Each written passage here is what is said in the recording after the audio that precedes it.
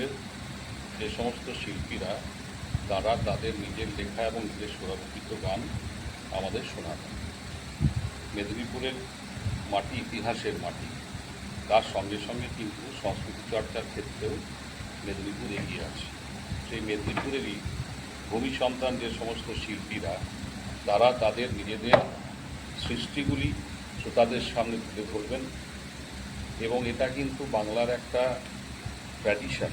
রবীন্দ্রনাথ শুরু করেছিলেন, তিনি তার লেখা গান, তার সুরচিত গানে আমরা এখনও পর্যন্ত সেই একই রকমভাবে আনন্দ পাচ্ছি।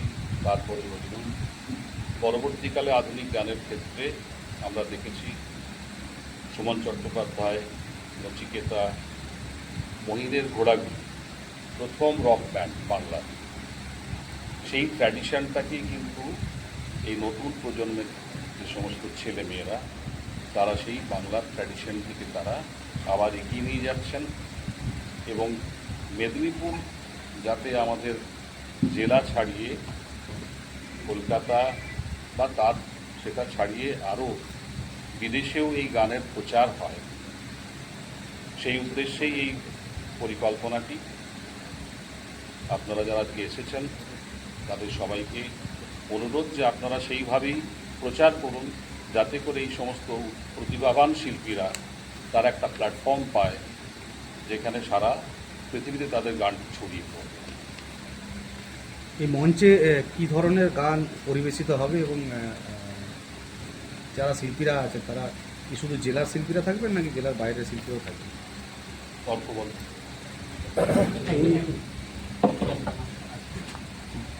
আমাদের যে পরিকল্পনাটি ছিল আর কি, যে কেন পশ্চিম মেদিনীপুর, যেহেতু আমার বাড়ি খড়গপুর, আমি পশ্চিম মেদিনীপুরের ছেলে এবং আমার এটা মনে হয়েছে যে এই ধরনের অনুষ্ঠান কলকাতায় হয়, আমরাই করেছি এই ধরনের অনুষ্ঠান, কিন্তু আমার এটা সবসময় মনে হয় যে জেলাতে প্রচুর শিল্পীরা আছে যারা নতুন গান তৈরি করছে, কিন্তু সেই এক্সপোজারটা নেই যে পৌঁছে যাবে কলকাতায় বা অন্য জায়গায়।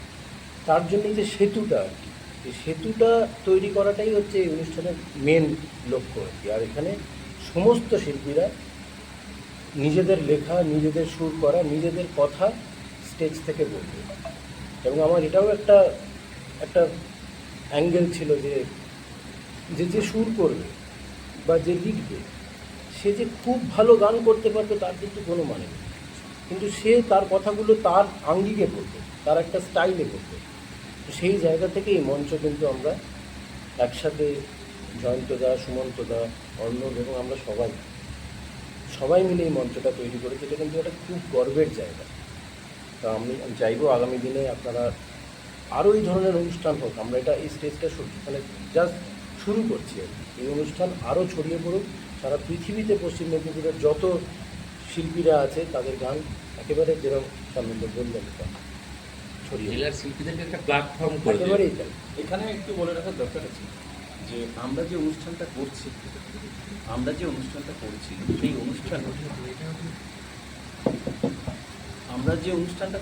এই অনুষ্ঠানের পার্টিসিপেন্টদের কাছ থেকে আমরা 10 টাকাও নিচ্ছি, কিন্তু তাদেরকে আমরা একটা প্ল্যাটফর্ম দিচ্ছি এই কারণে যে আমি আমার গান বাড়িতে লিখলাম, সুর দিলাম, কিন্তু আমার পক্ষে বাকি সেটাকে এক্সপোজ করা, সেটাকে পাবলিকের সামনে উপস্থাপন করা, সেই ক্ষমতা বা সেই উপায় সবার পক্ষে ঘটে।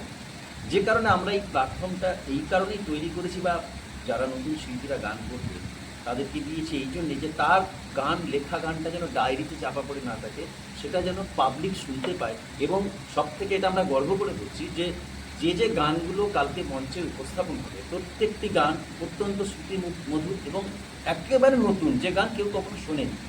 এবং আমরা গ্যারেন্টি দিয়ে বলছি, জোর দিয়ে বলছি যে কালকের অনুষ্ঠান আপনারা নিশ্চয়ই আসবেন, আসলে বুঝতে পারবেন যে কী ভালো ভালো গান মেদিনীপুরের ছেলেমেয়েরা তৈরি করছে, যেটা আমাদের গর্বের। কারণ এই ছেলেমেয়েরা মেদিনীপুরের গান লিখে মেদিনীপুরেই, বেশিরভাগ ছেলেমেয়ে মেদিনীপুরেই পড়ে থাকে, তারা আর কোথাও যেতে পারে না।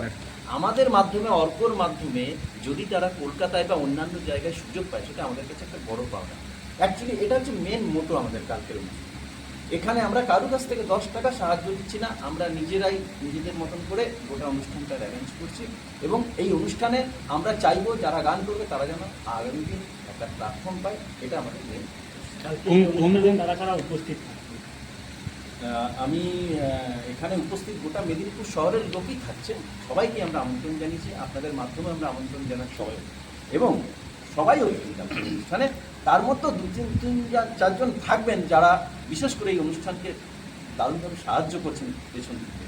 তার মধ্যে চন্দনদা আছেন, আরও কয়েকজন আছে, আমি সবার নাম এখন বলছি না।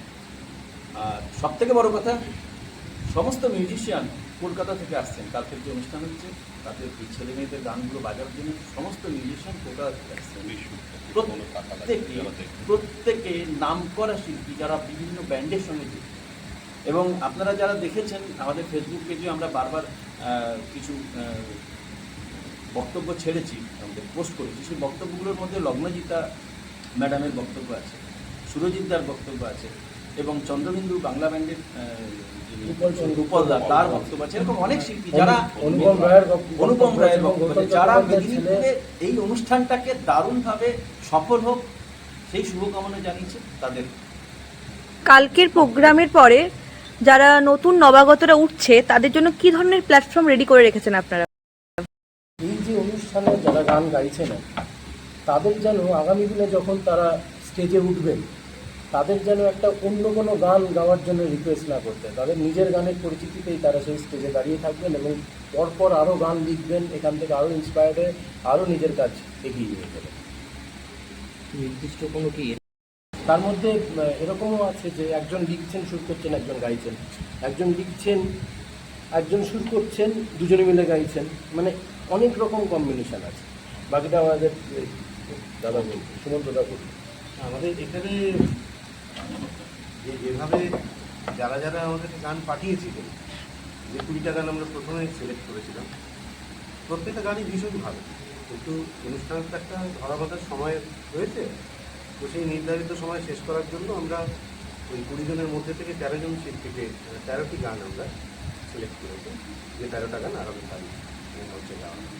কোন কোন ধরনের গানকে এখানে গান উপস্থাপন? বিভিন্ন অনেকের গান আছে, ক্লাসিক্যাল বেস্ট গান রয়েছে, ফোক রয়েছে, আধুনিক আধুনিক আধুনিক আছে, রাগা স্টোরি আছে, ঝুমুর আছে। এখানে আরেকটা কথা খুব বলা জরুরি, সেটা হচ্ছে যে আমরা এই অনুষ্ঠানটা নিয়ে একটা থিম সং করেছি, এবং শুধু থিম সঙ্গের জন্য নয়, আগামীকালও যেটা উপস্থাপন হবে সেটা হচ্ছে যে মেদিনীপুরের মাটির যে সমস্ত যন্ত্র, মানে মেদিনীপুর জেলার যেগুলোকে আমরা মাটির গান বলি, তাতে যে সমস্ত যন্ত্র ইনস্ট্রুমেন্ট ইউজ হয় সেইগুলি দিয়েই কিন্তু কালকের গানও উপস্থাপন হবে। এবং আমাদের যে থিম সং সেটাও সেই ধরনের লাইভ মিউজিক দিয়ে হ্যাঁ, একতারা, এই ধরনের যত ইনস্ট্রুমেন্ট আছে সেই ইনস্ট্রুমেন্ট দিয়ে, মানে আমরা গোটা ব্যাপারটাকে মেদিনীপুর শহর সুতরাং জেলার যে কালচার সেটাকে তুলে আনার চেষ্টা করেছি। এবং যারা গাইবে কালকে প্রত্যেকের গানের মধ্যে কিন্তু আলাদা টেস্ট আছে, আলাদা স্বাদ আছে, এটা অনুষ্ঠান দেখলে বুঝতে পারবেন। ঠিক আছে। এই সময়ের বাংলা গান যেটা হতে চলেছে মেদিনীপুর কলেজের বিবেকানন্দ প্রেক্ষাগৃহে আগামীকাল রবিবার সন্ধ্যাবেলাতে, এই ধরনের অনুষ্ঠান কিন্তু আগে কখনো হয়নি। এটা তো শুধু মেদিনীপুর একটা ঐতিহাসিক জেলা, অবিভক্ত মেদিনীপুর, সে কিন্তু স্বাধীনতা পূর্ব যুগে একটা অবদান রেখেছে ভারতবর্ষের স্বাধীনতা সংগ্রামের ইতিহাসে। শিক্ষার ক্ষেত্রে সে অবদান রেখেছে, খেলাধুলোতে, সঙ্গীতে, সর্বক্ষেত্রে মেদিনীপুর কিন্তু এগিয়ে যাচ্ছে। এমনকি যে ব্লাড ডোনেশন ক্যাম্পগুলো হয় সেখানেও পশ্চিমবঙ্গের মধ্যে পশ্চিম মেদিনীপুর প্রথম স্থানে। তা আমি খুব আশাবাদী যে আগামীকাল অনুষ্ঠান খুব সফল হবে এই জন্যেই, কারণ যে সমস্ত শিল্পীরা এখানে গান করবেন বা গান লিখেছেন বা সুর করেছেন ইতিমধ্যেই আমি কিন্তু ভীষণভাবে পরিচিত।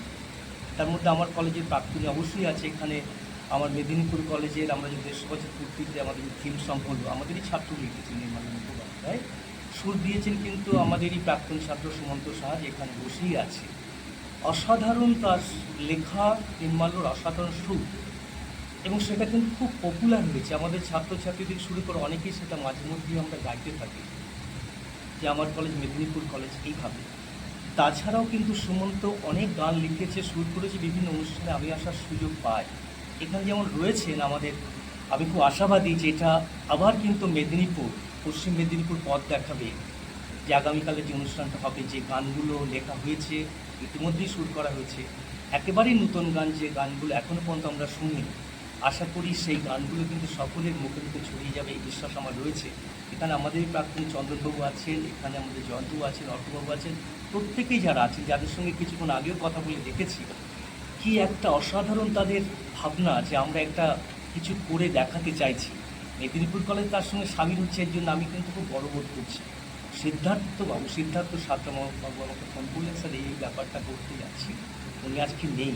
উনি আমাকে বলেছিলাম ঠিক আছে, ব্যবস্থা হয়ে যাবে, এবং আমি সানন্দে কিন্তু সম্মতি দিয়েছিলাম যে আমি চাই শিক্ষা প্রতিষ্ঠান তো একটা সামাজিক প্রতিষ্ঠান, সেটা সমাজকে এগিয়ে নিয়ে যাবে।